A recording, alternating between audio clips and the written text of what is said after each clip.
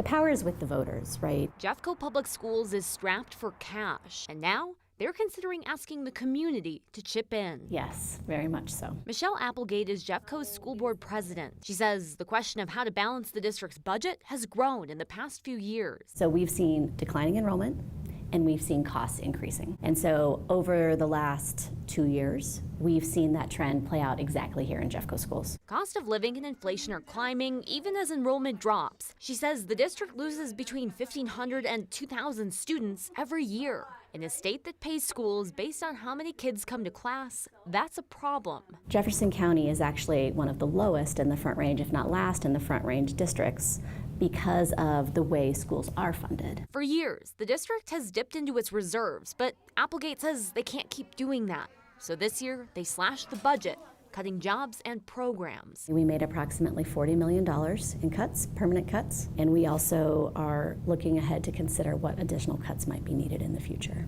It's not enough. We wouldn't go to the voters and ask for additional funding if we hadn't already gone through significant cuts to make sure that we are living within our means. It's difficult, but responsible actions to make those cuts, and the resources available still aren't enough.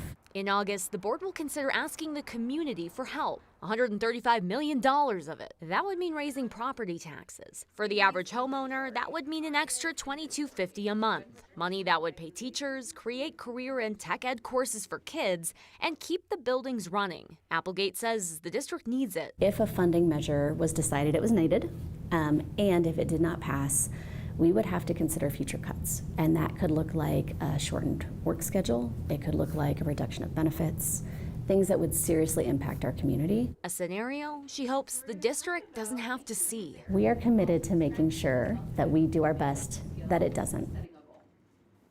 The school board will consider the mill levy override in August, and if they approve it, the decision will then go to voters on the ballot this November. Rachel Krause, 9 News.